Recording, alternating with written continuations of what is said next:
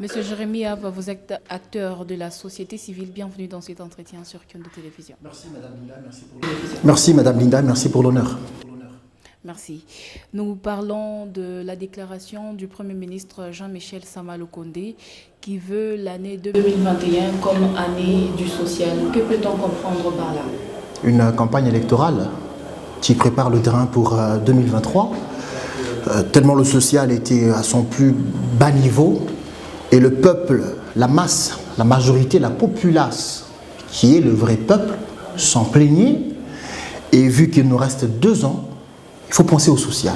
Ça, c'est la première idée éclair qui me traverse l'esprit, mais il s'agit d'un Premier ministre, chef d'un gouvernement, qui a un programme de 13 piliers, avec plusieurs priorités, et qui, à mon sens, pense qu'il est temps qu'on soit focus sur le social. Mais ce n'est pas une innovation, parce que son programme le prévoyait déjà.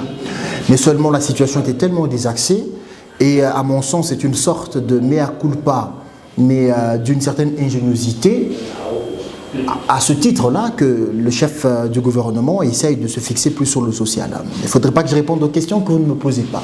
Voilà.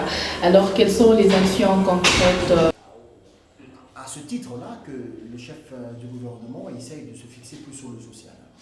Là que le Premier ministre veut? Ouais, mais c'est vrai, je n'ai pas encore consulté son plan de la manière la plus épulchée, mais je sais que c'est ce programme gouvernemental qui régorge presque de tout.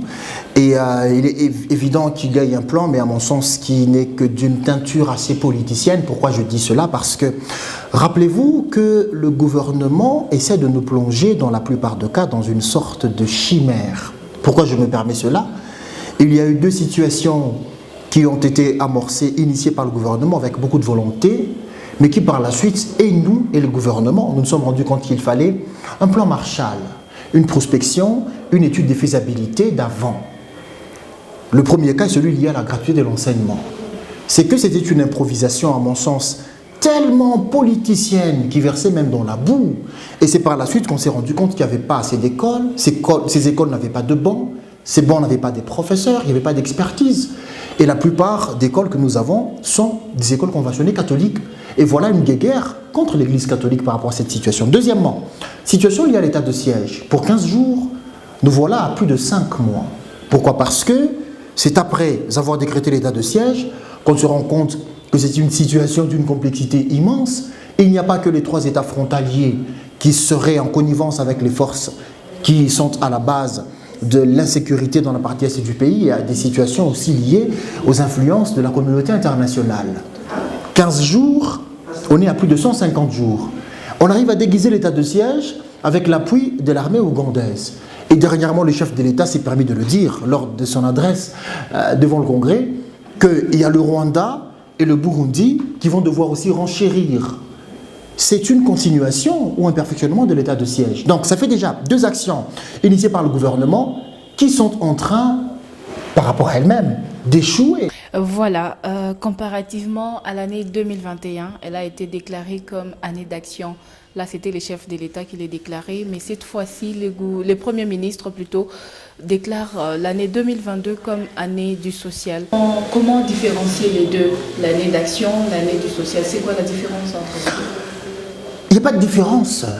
C'est de la politique aérienne. C'est des phrases vides. Des phrases qui font allusion au populisme warrior. Béton, 100 jours. Et le peuple, il est où? IGF, patrouille financière, 10 milliards. Un verre de sucre coûte 800 francs, madame. Vous voyez, on a plus besoin de ça que de nous parler d'une année d'action. Alors que dans la même année d'action, le chef de l'État dernièrement se présente devant le Congrès, il dit que le panier de la ménagère est dans une disette criante. Le chef de l'État, qui a parlé d'une année d'action, se permet de dire que le Congolais n'arrive pas à nouer les 2 bouts du mois. C'est le même chef de l'État qui a parlé d'une année d'action, s'est permis de dire qu'il y a eu plus de presque 14 gouvernements provinciaux qui ont été bouleversés par des machinations politiques, qui n'étaient pas d'accord avec cette situation, et il a dit qu'il est difficile que la RDC puisse arriver à se développer dans une telle atmosphère. Année d'action. Pourquoi on peut faire face à des déclarations qui sont contredites par le fait?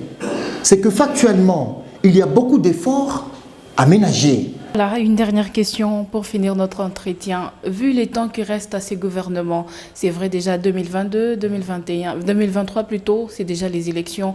Ce n'est pas une façon de demander pardon, vous l'aviez dit déjà dès les débuts. Les excuses du gouvernement pour avoir échoué peut-être avec l'année d'action, comme les pense une certaine opinion. Non, mais vous savez, il faut circonscrire pour éviter l'amalgame. Le gouvernement Samalukonde, je pense, date de mars ou avril 2021, ça fait presque 8 mois. Ce gouvernement n'a que 8 mois. Vous voyez, madame, la population s'élève à plus de 90 millions d'habitants. La situation dans laquelle nous sommes, nous l'avons héritée. Ce n'est pas la faute à ce gouvernement, je n'ai jamais dit ça. Ce n'est pas la faute à Monsieur le Président de la République, son Excellence Félix Antoine Tshisekedi, ce n'est pas de sa faute. C'est depuis Mobutu que nous sommes dans la crise. Mobutu a fait 32 ans. Kabila père a fait 4 ans. Kabila fils a fait 18 ans.